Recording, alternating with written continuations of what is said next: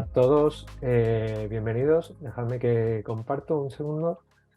Eh, bueno, muy contentos una vez más de estar aquí con vosotros, con la comunidad. El tema de hoy que vamos a tratar será concurrencia, paralelismo en Python, para que le saquéis todo el jugo a vuestra máquina. Eh, si no me conocéis, yo soy Javier y hoy tenemos con nosotros a Marc Mauri. Marc, ¿qué tal? Buenas, bien. ¿Te quieres presentar un poquito tú antes? Sí, yo soy Marc Mauri, soy software craftsperson en Codurance. Llevo varios años haciendo desarrollo de aplicaciones web con varias tecnologías como Python, Kotlin o PHP. Y vamos a ver qué os podemos contar de todo el tema de concurrencia y paralelismo en Python. Marc. Bueno, a mí más o menos igual me conocéis. Soy Javier, JM, llevo un año y medio en Codurance, principalmente en temas de datos y siempre trasteando con Python e intentando contribuir a la comunidad, ¿de acuerdo? Pues, como siempre, vamos a empezar por los objetivos de la sesión, ¿vale? Recordad, estamos aquí para desarrollar en armonía, ¿vale? Para proveer a todos de valor con lo que vamos a abordar y aprender juntos, ¿de acuerdo? Nosotros vamos a proporcionar un punto de vista desde nuestra experiencia, pero esta charla está abierta a contribuciones de todos, ¿de acuerdo? Esto es un diálogo, ¿vale? Y el objetivo al final es que proveamos de valor e incrementemos la calidad de nuestro software, ¿de acuerdo? También, como siempre, bueno, se ve mi pantalla, supongo, ¿no? Estoy compartiendo bien. Sí. Sí. El plan de la sesión es el siguiente, ¿vale? Vamos a hablar un poquito, en principio, sobre concurrencias, unos 20 minutos. Luego hablaremos sobre paralelismo, que son dos cosas distintas, y luego daremos unas pinceladas o unos consejos sobre cómo afrontar las tareas que requieran concurrencia o paralelismo, ¿vale? Y luego, pues, cerraremos la sesión y podrá haber más preguntas o no, ¿de acuerdo? Y la primera parte os la va a presentar Marc, así que te doy paso, Marc. Comparte tu pantalla si quieres. ¿De acuerdo?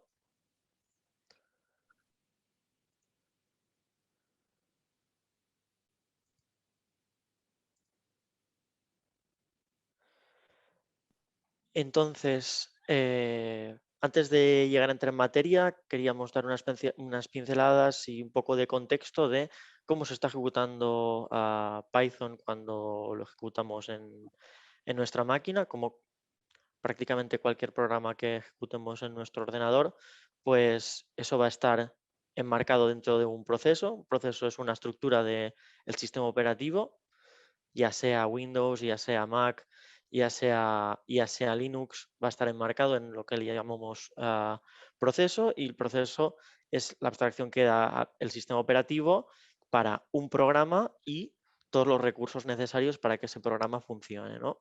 Entonces, eso puede ser desde regiones de memoria a la que ese programa necesita acceder, tiempo de CPU que se le va asignando para que pueda desempeñar su trabajo, ¿no? Y acceso pues a otras cosas como ficheros.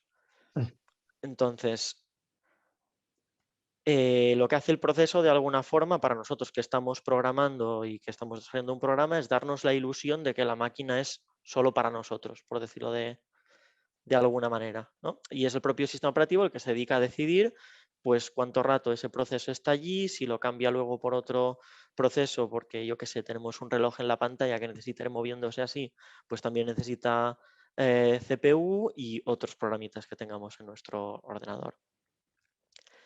Entonces, mientras el proceso se ejecuta, pues ocupa cierta parte de memoria, hay parte de la memoria que se dedica a lo que es el propio programa, hay parte de la memoria que se dedica a los objetos que podemos ir instanciando, que sería el heap, estaría la pila, el stack, que es donde se van acumulando las llamadas, y también pues, los argumentos que ya hemos podido pasar al arrancarlo y las variables de entorno que el proceso necesita tener disponibles para funcionar. Entonces, ¿cómo conseguimos que nuestro proceso pueda ejecutar más de una tarea a la vez, ¿no? Eso es lo que nos permite las librerías de concurrencia en Python, ¿vale? La concurrencia significa pues ir teniendo varias cosas ocurriendo a la vez, que no significa que realmente estén pasando o se estén ejecutando simultáneamente en el ordenador, sino que puede ser el propio ordenador el que nos da una ilusión de eso, turnando trabajo de distintas tareas, ¿no? Entonces nosotros, para resolver un mismo problema, que podría ser hacer un procesado de caracteres en un fichero, podríamos encontrar dos soluciones, ¿no? Una solución no concurrente, que, bueno, podrían llegar a haber dos, ¿no? Una sería cargar todos los ficheros en memoria, hacer el procesado y luego volver a escribir los ficheros. Otra segunda que nos podría ocurrir es ir fichero por fichero. Tampoco sería concurrente, pero al menos pues iríamos teniendo los ficheros uno antes que el otro, ya sería una ventaja. O una versión concurrente que implicaría utilizar el tiempo que el proceso está bloqueado leyendo o escribiendo ficheros para estar procesando caracteres de otro fichero. ¿Vale? Entonces, nosotros podemos usar la técnica de lo que se le llama la multitarea cooperativa para definir en nuestro programa qué momentos queremos que, porque estamos esperando, por ejemplo, una lectura o una escritura, el programa salte de allí y se vaya a otra parte del programa que sí que se pueda ejecutar y no necesita espera, ¿no? Entonces, cuando nosotros diseñamos un programa de multitarea cooperativa, tenemos que ir con mucho cuidado de definir varios puntos en los que esperar, que eso implica que vamos a saltar a otra tarea de dentro del programa para poder aprovechar la CPU y vigilar mucho de no tener procesos muy largos que se quede en la CPU para ellos, porque entonces romperíamos la concurrencia y no habría forma de saltar a otra parte del programa. Ujú. Entonces, tenemos varios ejemplos para ilustrar esto. El primer ejemplo que tenemos es cómo lanzar una corrutina en Python. Para lanzar una corrutina en Python tenemos la librería async.io, ¿vale? Que nos permite ejecutar una primera función asíncrona, ¿vale? Y a partir de allí crear más tareas que se ejecuten de forma asíncrona. Aquí lo que vemos es un primer punto, ¿no? Definido, donde le estamos sugiriendo, ¿no? a la sync.io que aquí puede cederle el control a otra tarea. Mientras nosotros estamos haciendo esto, estamos bloqueados haciendo esto. Es un punto de ruptura que nos permite informarle al Python que se puede poner a hacer otra cosa si le conviene. Entonces, sí, sí. Sí, no, iba a comentar que aquí también en la línea 12 y 4, ¿no? El async, la palabra clave es la que identifica eso como una corrutina, ¿no? Que si no sería una función normal. Y al ser corrutinas, pues, ¿no? En la línea 18 tiene que ser llamado así, ¿no? Dentro del framework de async.io, el punto .run, ¿no? Ejecutar estas. Sí, sí, sí, sí. Entonces, si la ejecutamos, veremos que pues tarda un rato. Total, está haciendo una suma de un rango de números bastante grande, ¿no? Y finalmente, pues nos printa el resultado. Pregunta Paolo por el chat, dice, ¿qué pasa si ejecutamos el main, ¿no? Sin estar dentro del async.io.run? Entonces, la respuesta es que, si no recuerdo mal, no funciona, ¿no? Te salta una No, excepción, no. Pablo. Lo podemos probar, ¿eh? Pero bueno, Sí, sigue. sí, sí, podríamos llegar a probarlo. Entonces, un poco esta sería la idea de cómo ejecutar tareas en asíncrono, ¿vale? Luego ya tenemos un ejemplo un poco más elaborado. Primero tenemos el ejemplo 5 rutinas, ¿no? Es el ejemplo un poco que hemos hablado antes. Obtener unos ficheros, procesar los caracteres. Estamos midiendo el tiempo que tarda para poder comparar un poco. Y esto sería completamente asíncrono, ¿eh? Nos sentamos, tenemos un main, se listan los ficheros de la carpeta source, que hay unos cuantos ficheros con mayúsculas y minúsculas para procesar.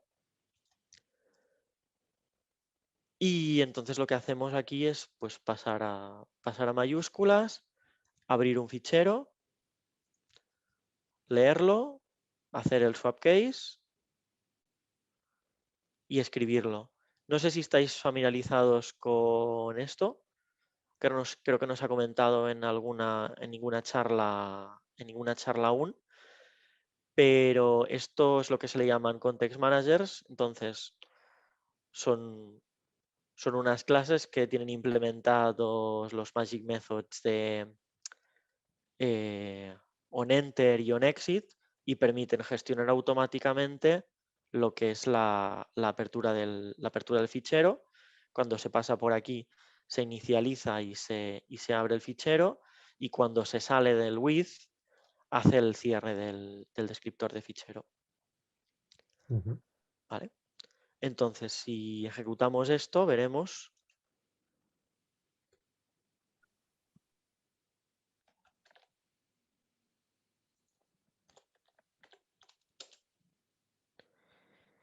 que básicamente ha hecho todo el trabajo secuencialmente, ha leído el fichero 5, lo ha pasado a mayúsculas, lo ha escrito y lo ha terminado de escribir. Luego ha venido el 2, luego ha venido el 3, luego ha venido el 1 y el 4. ¿Vale? Esto es usual, sería la manera normal en que se ejecutaría un proceso. Ahora vamos a ver la versión con corrutinas. ¿Vale?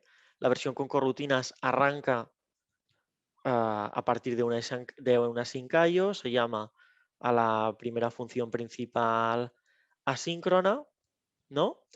Sigue listando los ficheros, y aquí ya lo que hacemos es con una expresión iterar por todos los ficheros y crear una tarea para cada uno con la llamada al pasar a mayúsculas. ¿Vale? Entonces, esto nos genera un array de tareas que aquí estamos destructurando para pasársela al gather, que admite varios parámetros. O sea, admite las distintas tareas en forma de parámetro. Entonces, una vez hecho el gather se encargará de esperarse a que todo haya terminado, y para cada tarea pues seguimos usando la misma estructura de context manager, leer y escribir, con la diferencia que cada vez que vamos a leer le cedemos el control a otra parte del programa. Cada vez que vamos a hacer el swap case también le marcamos al programa que aquí podríamos ceder control, y aquí también. ¿Vale? Aquí están los context managers, que son la versión asíncrona de los context managers. En lugar de tener magic methods enter y exit, tienen magic methods a enter y a exit, pero funcionan pues, de la misma forma que los otros, con la diferencia de que podemos usar await dentro. Entonces, si ejecutamos esta versión,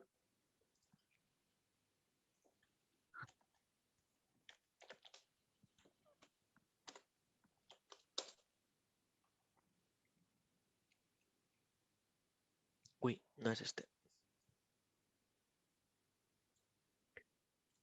Es el, Sí, este es el serial, sí.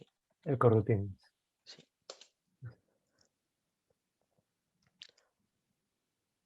Vale, pues aquí ya podemos ver que aunque ha estado un rato leyendo ficheros, empezando a leer ficheros, ha terminado de leer el fichero 5 y justo después ya se ha puesto a procesar las mayúsculas sin necesidad de haber terminado de leer los demás, ¿no? Entonces aquí las cosas ya ocurren más mezcladas. Termina de leer el fichero 5, se pasa a mayúsculas el fichero 5, pero después de esto, o sea, cuando ocurre esto, nos salta el fin de haber terminado de leer el fichero 3, se pasa a mayúsculas el 3, se termina y se van mezclando ya las distintas tareas de forma que puede aprovechar mejor, ¿no? El tiempo de ejecución y la CPU, ¿no? Si llegamos a comparar, estos 5 rutinas son 0104, no creo que se vaya a notar muchísima diferencia, pero bueno, sí que algo se nota, ¿no? Sí. Sí, Marc, exacto, es esto lo que se está comentando por el chat, que hay más ujú. overhead. Preguntaba también Maximiliano por Sí, qué ha tardado más en procesar los ficheros en paralelo que en serie. Yo eh, solo un apunte, que no es en paralelo, es de manera concurrente, ¿vale? Solo... no, pero no ha tardado más, ¿eh? en la anterior ejecución no me he fijado, en esta ha tardado menos, ¿no? Aquí No, ha estos son, tardado... estos son 104. Vale, igual no se han dado cuenta. Ah, Yo no me he espera, fijado en espera. esta. Sí, Bueno, está por ahí. Ha tardado esta, menos, ¿no?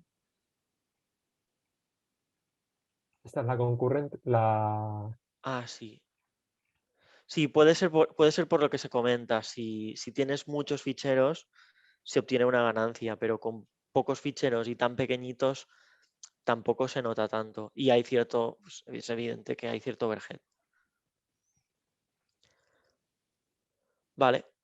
Y finalmente, como último ejemplo, un ejemplo más que trabaja ya más con red, ¿no? Que es de obtener varios usuarios de GitHub y ver su media de repos, así como antes hemos usado la librería IOFiles, ¿vale? Aquí estamos usando la librería IOHTTP que nos permite hacer llamadas remotas fácilmente. Evidentemente hay APIs como de más bajo nivel o más nativas de Python que nos lo harían de otra manera. Hemos querido proponer esas dos porque se usan bastante y está bien que las veáis, ¿no? Entonces aquí también haremos lo mismo.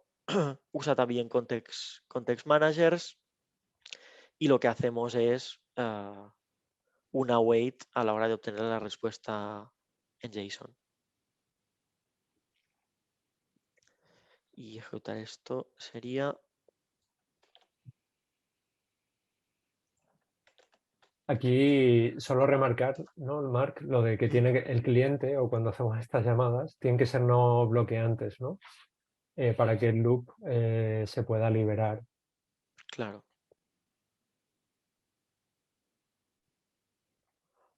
Bueno, es la librería, es la librería la que la hace, no bloqueante.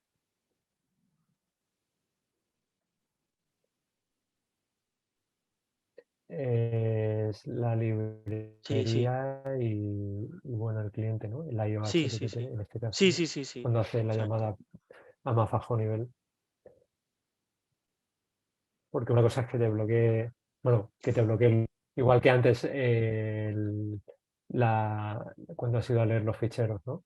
Que has Sí, usado el IO file, ¿no?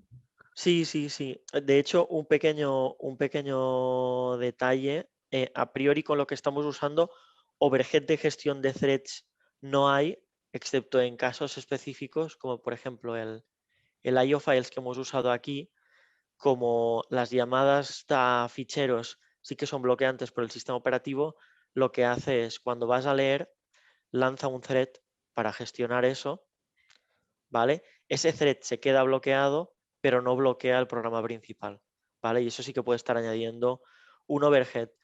Pero aparte de esos threads, Aquí no se están creando más threads por usar una await o más procesos por usar una await. Esto es solo el proceso principal. Aquí no hay overhead de creación de procesos en ningún momento. Ya veremos más ejemplos de paralelismo en las que sí que lo hay, pero en este momento esto no está ocurriendo. ¿De acuerdo? Entonces, hasta aquí serían los distintos ejemplos de uso de corrutinas. Y... Ay, que no encuentro. Vale. Y luego os quería contar un poco cómo funciona esto por debajo, ¿no? Porque aquí sí que hemos visto, ¿no?, que tenemos una librería Syncayot, ejecutamos tareas, tal, pero cómo es el propio Python el que lleva cuenta, ¿no?, de las distintas tareas que lleva, de por qué están bloqueadas y cuándo pues las vuelve a poner. Lo que hay básicamente es un bucle de tareas con la información de qué es lo que las está bloqueando, ¿no? Y el propio Python va iterando de una tarea a otra hasta que pues, las ha llegado a terminar, ¿no? Entonces, tanto Python como el propio loop contiene APIs, tanto alto como a bajo nivel, para pues, programar tareas con delay, para poner cierto tiempo y que al cabo de cierto tiempo eso salte, ¿no? Para crear futuros, ¿no? Los futuros es algo muy parecido a los que hacéis JavaScript a las promises. Es un objeto pues, que no tiene un valor definido y que luego pues, desde otra parte del programa tú le puedes asignar un valor, y si alguien está awaiteando ese futuro, pues puede continuar su ejecución una vez ese valor sea resuelto. Luego, también se pueden abrir conexiones o servidores en TCP, UDP o sockets de Unix, ¿vale? Y esas conexiones pues, se podrán awaitear y podrán funcionar de forma concurrente, de forma que pues, si se bloquea algo, otra conexión se puede ir sirviendo, escuchar cambios en descriptores de ficheros, responder a sockets, usar pipes y señales para comunicarnos entre procesos, o ya utilizar lo que son los ejecutores y los pools pues, para lanzar tareas en threads o procesos, ¿no? En este caso, pues también trabajan con los futuros y el valor de retorno pues te vendría en un futuro que te avisaría que eso ya se ha terminado, ¿no? Y otra cosa más es si trabajáis con frameworks web como Starlet o FastAPI o Ubicorn, sepáis que suelen venir o suelen ser compatibles con otras implementaciones del loop, como el loop es estándar y está especificado.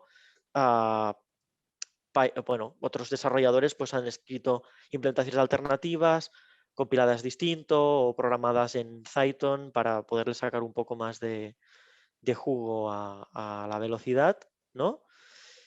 Y entonces hay una API en la que tú puedes setear el loop de tu thread principal, ¿no? de tu programa, y decirle pues, que ya no use el loop por defecto de async.io, sino que use el loop que te viene en la librería de UbiLoop, por ejemplo. Y hasta aquí la parte de concurrencia. Genial, Marc. Pues gracias a todos. Y tomo yo el testigo, ¿vale? Pupurú. Me he ido al final. Perdona. Vale, estamos aquí en la charla, ¿vale? Vamos a ver, ahora que hemos visto la concurrencia, vamos a ver un poco el paralelismo, ¿vale? Porque son conceptos que normalmente mencionamos de manera conjunta, ¿no? Como antes ha surgido en la pregunta, el paralelismo, pero no lo son, ¿no? Porque el paralelismo, cuando hablamos de paralelismo, es ejecutar o computar o hacer varias cosas a la vez, ¿no? Entonces es un concepto más ligado a la ejecución del programa. Si el programa, en este caso, como vemos en la diapositiva, tuviera una ejecución 1 y ejecución 2, que tuviera un preparar payload, enviar y esperar, pues podríamos paralelizarlo, ¿no? Podríamos tener la ejecución 1 y la ejecución 2 de manera paralela, ¿no? Vamos a ver un poco cómo trabajar esto o cómo se materializa, ¿no? Em, Dentro de lo que es un proceso, como ha comentado Mark, un proceso de Python normalmente se ejecuta en un solo hilo, ¿de acuerdo? Un segundo, Javi, Sí. que aún tenemos choques entre el concepto concurrencia y paralelismo que igual hay que afinar. Ah, sí, sí, sí. Es que no veo. Ah, mira, aquí veo el chat. Pi, pi, pi, ¿qué comentan? Ok. Sí, concurrencia, imaginemos igual para simplificar que tenemos un ordenador de los antiguos que solo tiene una CPU, ¿vale? Entonces no podemos tener paralelismo nunca jamás porque solo tenemos una CPU, ¿vale? Entonces, al ejecutar la tarea que hemos comentado antes, ¿no? Por ejemplo, la de escribir ficheros y leerlos, es Igual se ve útil. mejor, Mark, con la de ir Sí. a red, ¿no? Porque tarda más. O sea, por el delay, ¿no? Imagínate hacer una request, ¿no? Mm. Mientras esa request está bloqueada, ¿vale? Y nada puedes hacer con ella, te pones a hacer otra cosa. Pero no se están ejecutando cosas a la vez. Simplemente tienes algo en espera y mientras tanto haces otra cosa. Eso sería concurrencia. No sé si este ejemplo, a mí este me Creo ayuda, que se ha ¿vale? entendido. Lo tenía aquí. Imaginamos el mismo caso que ponía con el paralelismo, ¿vale? Mientras la ejecución 2, la ejecución uno está enviando y esperando, si tenemos concurrencia, podemos usar la CPU1 para preparar el payload de la ejecución 2, ¿no? Que es un poco lo que decía Mark. A mí me recuerda a veces, si ponemos el ejemplo real, nosotros cuando desarrollamos y tenemos varias pantallas, estamos trabajando lo que es la tarea, pero solo podemos mirar a un sitio a la vez, ¿no? Y vamos cambiando la visión. Mientras que en paralelismo, pues estaremos realmente haciendo dos cosas a la vez, ¿de acuerdo? Y el hacer supone usar la CPU, ¿de acuerdo? Sí. Vale, gracias. Volviendo a por donde iba, decíamos que un proceso o un proceso de Python, cuando lanzamos Python, se corre en un hilo principal. Los hilos son las maneras en que tiene el sistema operativo, los procesos, para trabajar para hacer varias cosas a la vez, ¿vale? Sin necesidad de crear otro proceso, exacto. ¿De acuerdo? Entonces, este concepto de hilo hay que resaltar que corre dentro del proceso principal. Entonces, todos los hilos que crea un proceso, ¿de acuerdo? Comparten el mismo espacio de memoria, ¿no? Antes, Mark, tú has comentado las diferentes partes de la memoria que puede reservar un proceso. Pues los hilos compartirían todas ellas, ¿no? Qué ocurre en Python? Pues tenemos una librería que se llama threading para lidiar con esto y podemos crear hilos, pero tenemos una cierta limitación, ¿vale? Que luego quizás no es tanto, pero es una limitación que está impuesta por la implementación más popular de Python que existe, que es la de CPython, ¿no? ¿Vale? Entonces, en CPython tenemos lo que es el GIL, el Global Interpreter Lock, ¿de acuerdo? Que lo que va a hacer o lo que impone es que solo se pueda evaluar un bytecode a la vez, ¿no? Cuando tenemos el código en Python, eso se traslada a bytecode y se interpreta, ¿no? Entonces, para evitar condiciones de carrera y para gestionar mejor o de manera más sencilla y más segura, se impuso o se ha impuesto este Global Interpreter Lock, de manera que solo vamos a poder estar ejecutando una, una instrucción o interpretando una instrucción a la vez, ¿de acuerdo? El GIL puede ser liberado, ¿de acuerdo? Cuando, pues ahora lo vamos a ver con algunos ejemplos, pero impone una cierta restricción que hay que tener en cuenta, ¿de acuerdo? Vale. para no bloquear, porque claro, podría pasar, ¿no? Que dijera, bueno, pues un hilo ha tomado o está haciendo algo y queda bloqueado el GIL.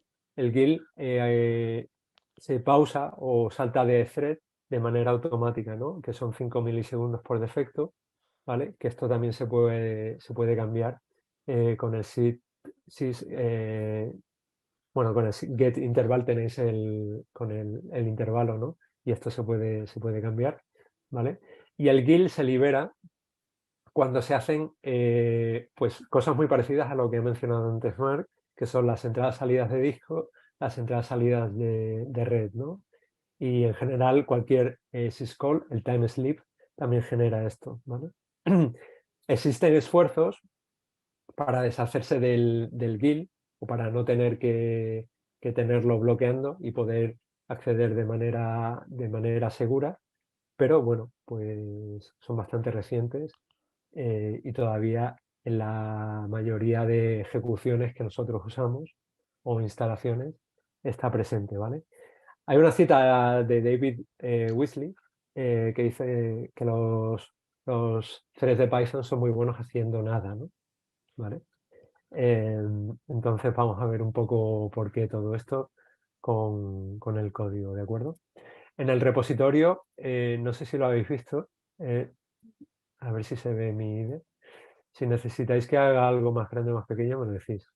Dentro del repositorio tenemos la carpeta de concurrencia, que es un poco la que has explicado tú, Marc, y luego tenemos la carpeta de paralelismo, ¿de acuerdo? Dentro de la carpeta de paralelismo vamos a mirar ahora un poco la que se llama Basic Threads, ¿de acuerdo? Aquí dentro vais a ver un poco, bueno, un archivo que se llama domain, que tiene dos clases muy sencillitas, ¿no? Una data class, que es un color, y una clase que es un cliente, que tiene el constructor, y luego un método JSONify, ¿vale? Que lo que hace es, digamos, retornar un diccionario, ¿vale? Hace otra cosa aquí, tiene un counter, que lo hemos metido para que se visualice mejor lo que queremos explicar, ¿de acuerdo? ¿Qué ocurre si ejecutamos una versión sin hilos de esto? Pues vamos a ejecutarla en Parallelism Basic Threads y CPU Intensive no threads, ¿vale? Lo que vamos a ejecutar ahora, ¿vale? Es este programita de aquí. Lo dejo ejecutando porque va a tardar un rato, ¿vale? Y os lo voy explicando. En este programita vamos a generar con fake, con faker, perdón, una serie de datos fake, ¿vale? Y lo que vamos a hacer en nuestro programita es simplemente crear estos clientes y aplicar el método JSONify, ¿de acuerdo? De manera oyendo uno por uno, ¿no? Iterando. Vamos a ver cuánto tiempo tarda más o menos, ¿de acuerdo? Prestad atención que lo hemos llamado CPU Intensive, porque normalmente cuando vemos ejemplos de paralelismo en los libros o en la literatura, siempre se recurre pues o a calcular números primos o calcular Fibonacci, ¿no? Pero hay otras tareas que también son intensas, ¿no? En la CPU, como puede ser el parseo, ¿no? El parseo de datos o transformar algo a un superdiccionario, ¿no? O si tienes que transformar, parsear muchos diccionarios, ¿vale? Va a tardar un ratillo, entonces vamos a ir viendo la versión con threads, ¿de acuerdo? Y ahora cuando termine ejecuto la de threads, ¿vale? Para trabajar con threads tenemos la librería de threading en Python, ¿de acuerdo? Entonces, un poco la idea es la misma. Ejecutamos el main, ¿vale? Aquí, bueno, podéis jugar a cambiarle el número de threads. Aquí hemos puesto 10. Y dentro del main lo que hemos hecho es dividir la tarea en el número de threads, es decir, el número de clientes o usuarios que teníamos, ¿de acuerdo? Y iterar. Para eso, usando la librería de threading, invocamos o vamos creando threads, ¿de acuerdo? Cada uno de estos threads tenemos que decirle cuál es el target, es decir, la función que queremos correr en paralelo y los argumentos de esa función, ¿de acuerdo? Que si os dais cuenta, lo que estamos haciendo aquí es partir el número de clientes o de usuarios en diferentes chunks, ¿de acuerdo?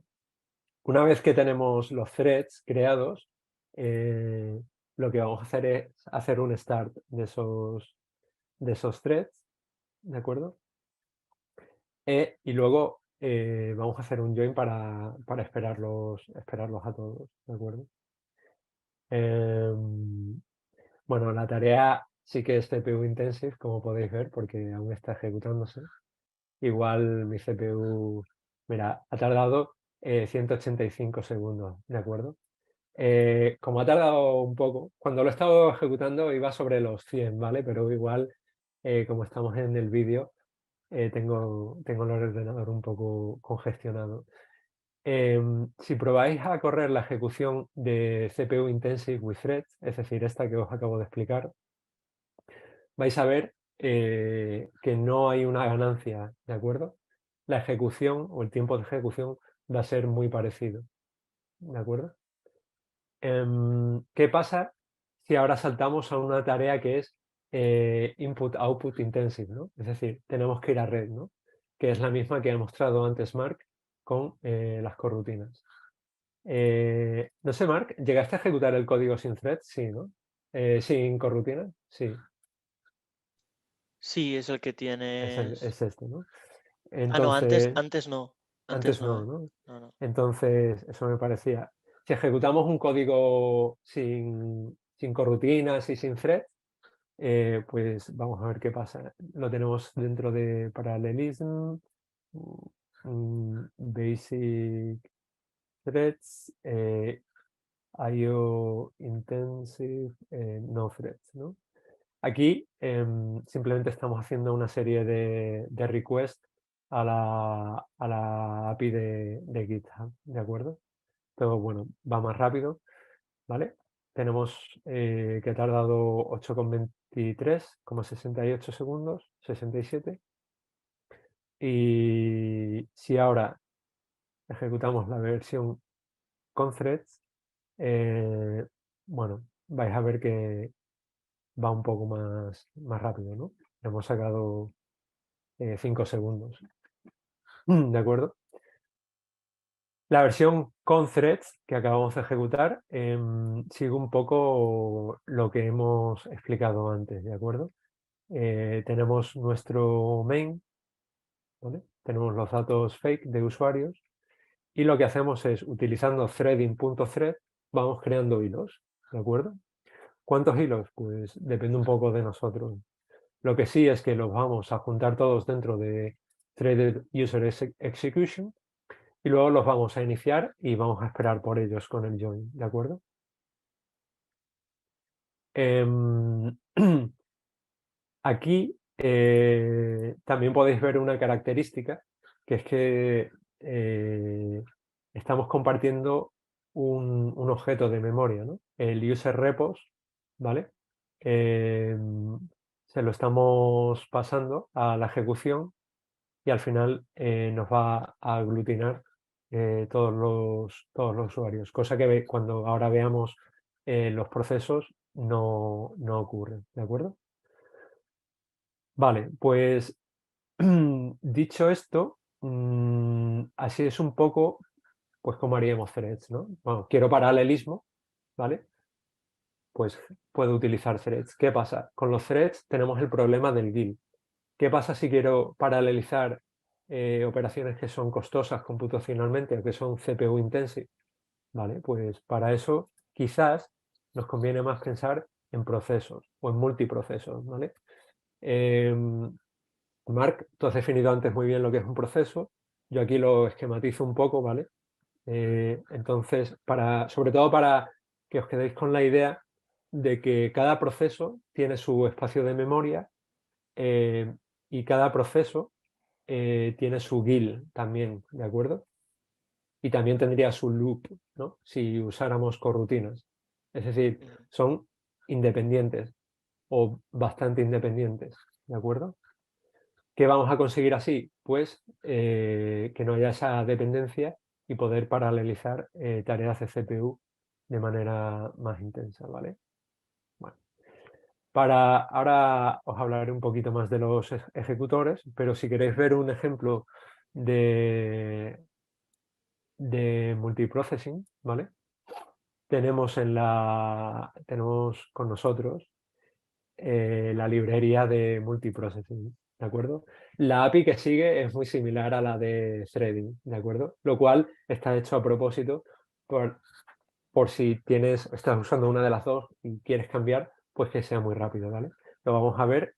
Este Basic Multithreading está haciendo la misma tarea que era CPU Intensive, ¿de acuerdo?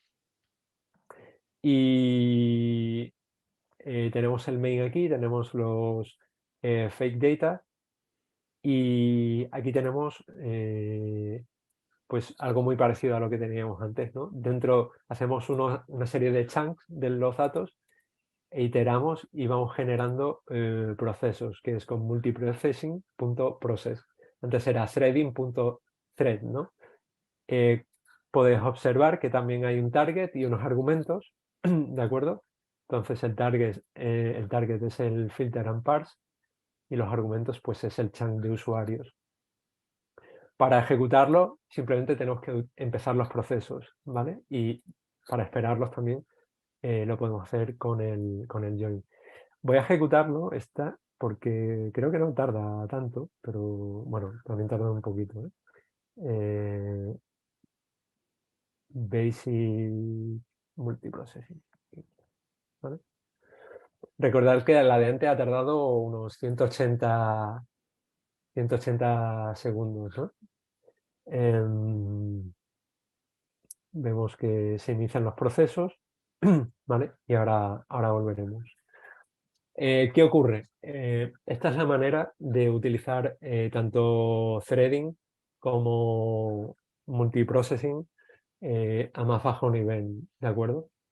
La Standard Library sugiere y propone una API para trabajar tanto con threads como con multiprocesos basado en ejecutores, ¿de acuerdo? Entonces, tenemos el Process Pool Executor y el Thread Pool Executor, ¿de acuerdo? Son análogos o funcionan de manera muy similar, simplemente facilitan la tarea de trabajar con ellos, porque además van a tener, perdón, tienen integrado el concepto también de futuro, ¿no? Que ha mencionado antes Mark. Simplemente your CPU high, ¿ves? Se nota que estoy lanzando, no sé si lo habéis visto, un mensaje de Zoom. Em, simplemente comentar que el número de threads que se crean y el número de procesos es diferente, el default, ¿vale? Y que las limitaciones siguen estando ahí, ¿vale? Los executors no nos liberan de que los procesos tienen memoria independiente y que los threads tienen memoria compartida, ¿vale? Tampoco nos liberan del constraint del GIL, simplemente nos facilitan la tarea, ¿de acuerdo? Vale, la ejecución del caso de CPU Intensive con multiprocessing ha terminado y en vez de 180 segundos ha tardado 93, lo cual, bueno, pues es la mitad, ¿no? Vale, pero como veníamos hablando, vamos a ver cómo son esas implementaciones con tanto Process Pool Executor como Thread Pool Executor, ¿vale? Si vamos al executor de thread, ¿vale? Lo tenemos aquí en Executor Threading. Tenemos pues la misma llamada de antes, ¿no? A GitHub. ¿Qué pasa? Ya no tengo que hacer yo los threads ni nada parecido. Simplemente generamos los datos fakes y con un context manager yo digo the futures, ¿ok? Que lo he importado aquí arriba, ¿vale? Que viene de concurrent.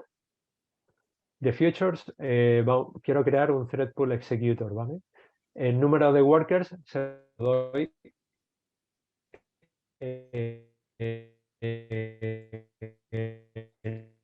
no, Uy,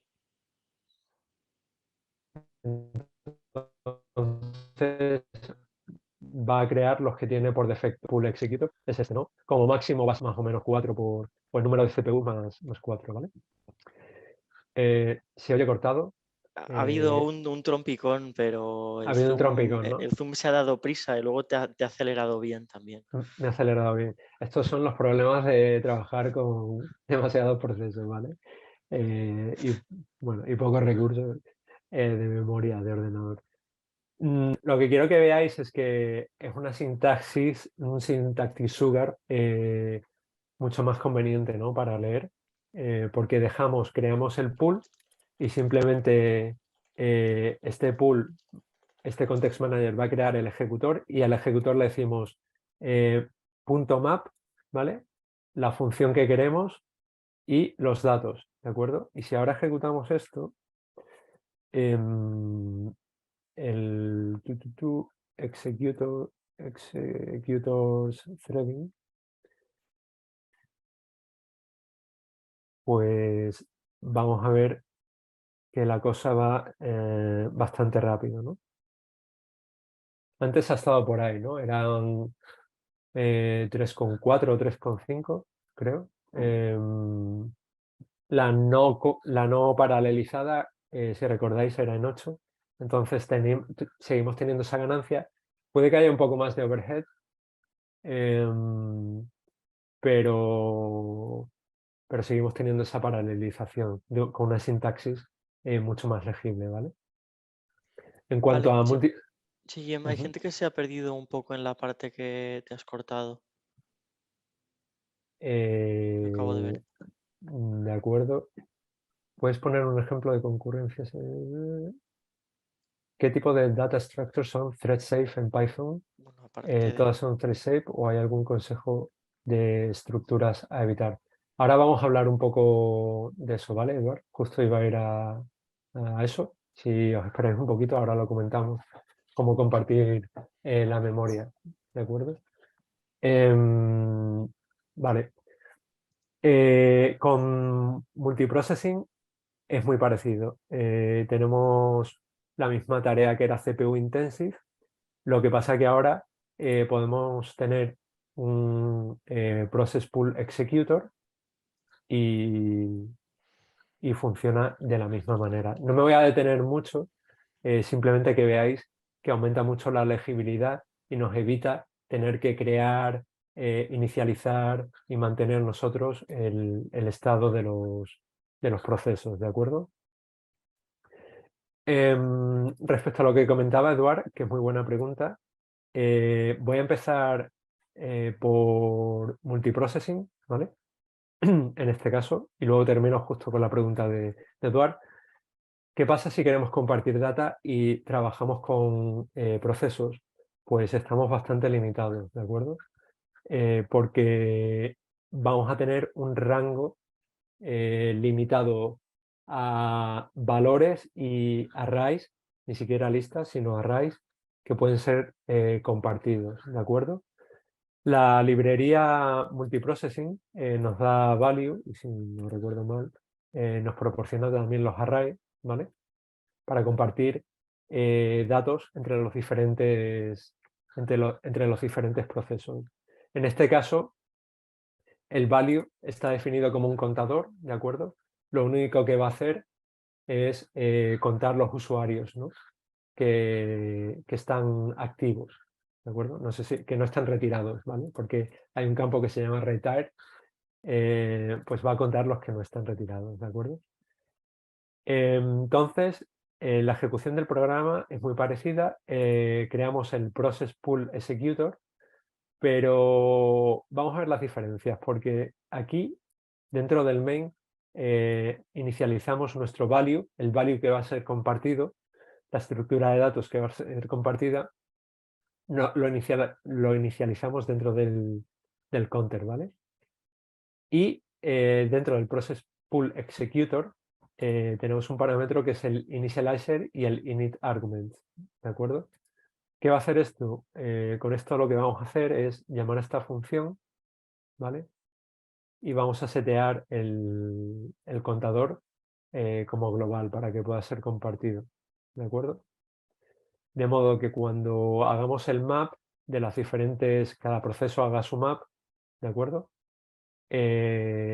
Puedan tener, bueno, vayamos al filter and parse, ¿de acuerdo? Y dentro del filter and parse vamos a tener acceso a shared counter, ¿ok? ¿Qué pasa? Al venir de la librería multiprocessing, estos counters ya tienen su propio lock integrado. Entonces, simplemente tenemos que adquirir un lock. Un lock es una manera de evitar que dos procesos o dos ejecuciones incidan sobre el mismo dato a la vez, ¿no? Y tengamos condiciones de carrera o problemas por hacerlo. Entonces, ponemos un lock como un candadito, aquí no pasa nadie, solo paso yo, ¿vale? Hago mi operación y luego libero el lock cuando salgo del context manager, de este with, ¿de acuerdo? Lo que preguntaba Eduard, pues es bastante interesante. Vamos a ver la versión o cómo sería con threading, ¿vale? Con threads no tenemos tantas limitaciones, es decir, hasta donde yo sé, podemos trabajar con cualquier tipo de estructura de datos, ¿de acuerdo? Siempre que nosotros mismos nos implementemos el lock. Entonces, bueno, si recordáis de la sesión pasada sobre colecciones, aquí tenemos un counter, ¿vale? Y lo vamos a usar en este caso. Pero ¿qué pasa? Que tenemos que implementar nosotros nuestro lock. El lock viene de la librería threading, ¿de acuerdo? Vale, entonces cuando seteamos nuestro thread pool executor, tendremos nuestro ejecutor, ¿vale? Y no tenemos que inicializar nada, como en el caso de multiprocessing. Pero cuando vayamos a ejecutar nuestra función y queramos modificar, ¿no? Usernames es el counter que hemos creado. Cuando queremos modificar el dato compartido entre los diferentes threads, nosotros tenemos que imponer este lock, ¿vale? Porque si no podemos tener condiciones de carrera. ¿De acuerdo? No sé si esto responde un poco tu pregunta, Eduardo. Y no estoy viendo el chat, supongo. Sí, merci. Vale, perfecto. Os Sí, recomendamos echarle un ojo al Process Pool Executor y al Thread Pool Executor, ¿de acuerdo? Porque son las APIs que van a facilitar el trabajo tanto con procesos como con hilos. Y ahora, Marc, unos consejos de experiencia propia. Sí. Ok. Sobre lo que comentaba Eduard, Ujú. las DQs parece que están como más protegidas para hacer operaciones thread safe, ¿vale? Y sobre el tema de los procesos, aunque no pueden acceder al mismo elemento, porque digamos que la memoria o se copia o se parte al inicio de los procesos, en cualquier caso siempre podemos utilizar networking, pipes o señales para comunicar los procesos entre ellos. Al final son alternativas que O archivos. nos da Python o archivos Ujú. para comunicar nuestros procesos entre ellos. También. Os recomendamos, como siempre decimos, ¿no? Aquí abrimos una puerta y os damos un trocito del hilo. Podéis seguir tirando el hilo y bajar a descubrir soluciones bastante potentes, ¿no? Consejos sobre concurrencia y paralelismo, ¿no? Ujú. Vale, aquí hemos resumido algunos. Evitar el paralelismo si no hay necesidad o salvo que sea evidente. o tengáis un problema de performance, ¿no? De funcionamiento. Los threads funcionan bien, ¿no? Podéis tanto aprovecharos de del funcionamiento de los hilos. Hay mucho mito con el GIL, de hecho ya habéis visto que hay gente que se lo intenta quitar, que está bien, pero bueno, pues igual no hace falta, ¿no? También se puede trabajar con el GIL. Para tareas que sean más intensivas, ¿no? De cómputo, aprovechar las librerías que implementan paralelismo, tanto con multiproceso como con multihilo, fuera de Python, ¿no? Muchas librerías de NumPy están implementadas en C y hacen uso de esto.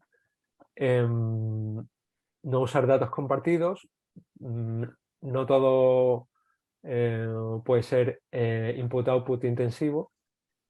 Y bueno, pues si todo esto falla o si no le veis una solución viable, pues cambiad de lenguaje, ¿no?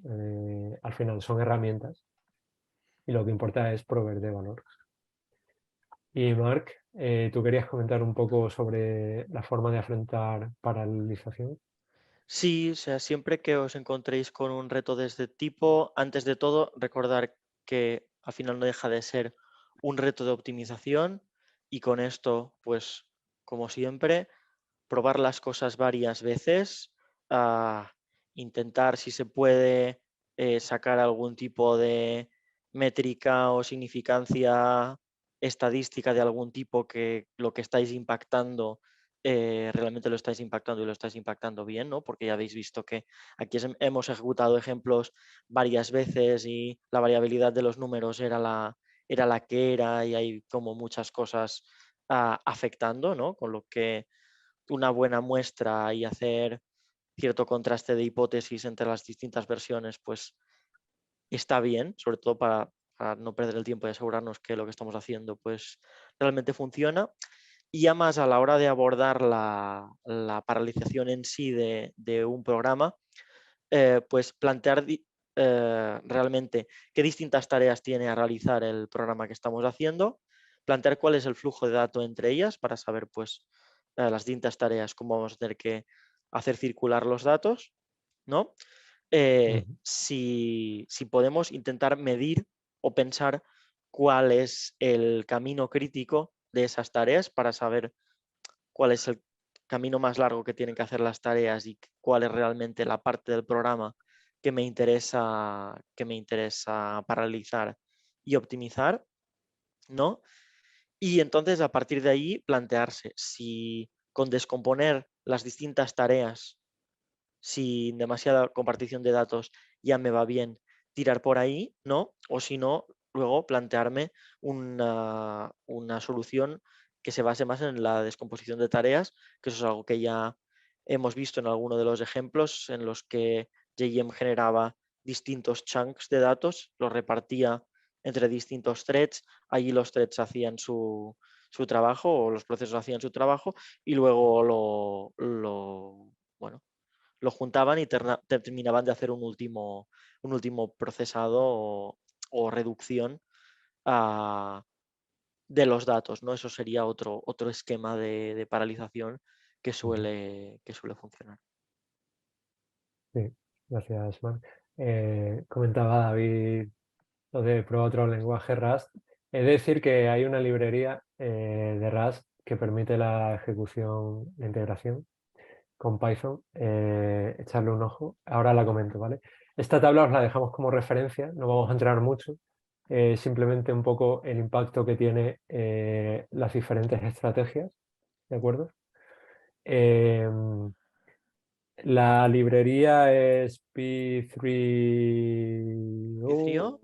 Rust, PO3, PO3.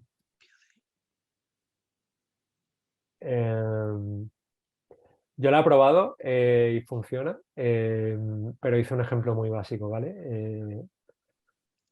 Os invito también a probarla. Con esto nos hemos alargado un poco, Marc, Poquito. entonces no tenemos mucho tiempo para preguntas. Si tenéis preguntas, como esto se colgará en YouTube, ponerlas ahí. Siempre respondemos los comentarios de los vídeos de YouTube. Os dejamos un poco los libros que nos han inspirado o ayudado, ¿de acuerdo? Y un ejemplo de la librería de Fast API, por si alguien quiere ver un ejemplo sencillito y ilustrativo. Y nada más, un poco con esto terminamos, chicos.